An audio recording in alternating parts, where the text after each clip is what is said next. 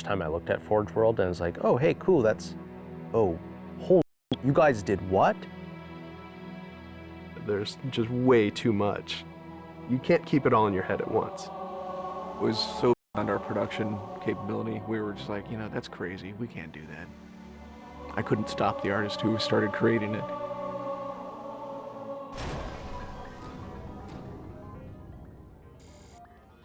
Forge is our editing tool that players can build their own maps. I mean, at its core, it's a map editor. We always had this vision right from the get-go. Anyone can build anything. Giving the fans the tools they can take and run with it and make it their own. Forge World actually started as 5 separate maps. And I said, wouldn't it be cool if, like, you could play this and go over there and then play over there if you wanted? And Forge World was born.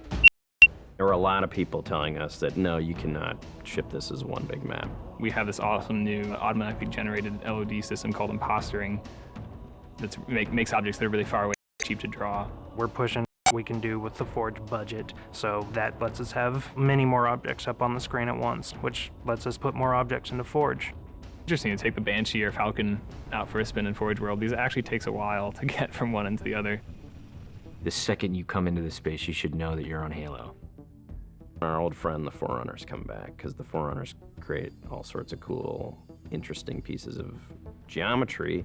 We wanted to give people a variety of locations that they could forge in a different way. So a gulch, an island, an interior, a very small outdoor pocket, and then the rock, which was kind of based off Ascension.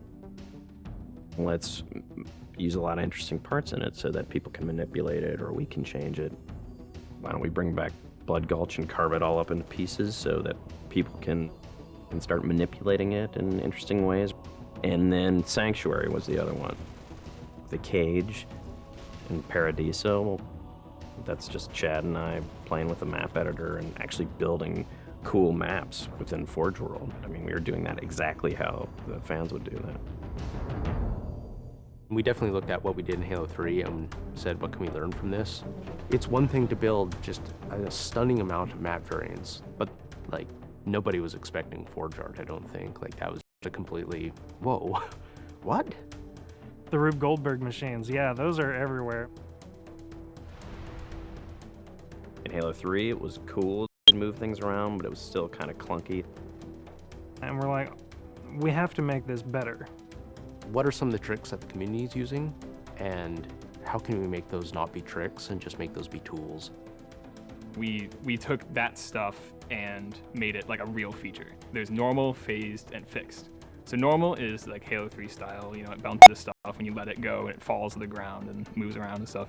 And fixed is the same thing, except when you let it go, it stays exactly where it was. And then phased is the coolest, because it means that while you're editing the object, it's not actually interacting with the environment.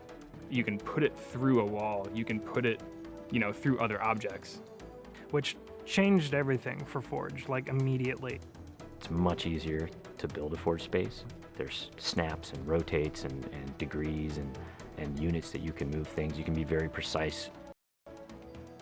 The camera controls, it's actually really good for object placement because like little touches on the stick don't translate into really sudden jumpy movements. And then we also have a fine editing mode. You click the stick in and then your camera starts moving very slowly. You're not spending like 3 hours trying to get one block to line up directly to 3 other blocks. You can select individual objects and say, get rid of all the objects of this type. So if you're trying to get rid of all the spawn points on a map because you want to go and replace all the spawn points, you can do that.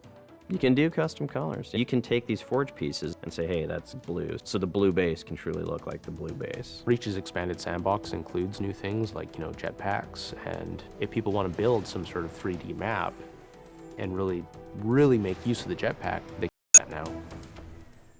Custom game options and Forge go together like peanut butter and jelly. You're able to do things with game types that people might not even expect.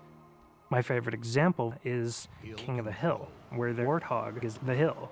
I'm so excited to see what people do with it when it goes out, because there's so much crazy stuff in there that's amazing. We are shipping maps on the disc that we made in Forge ourselves. So The tools are there.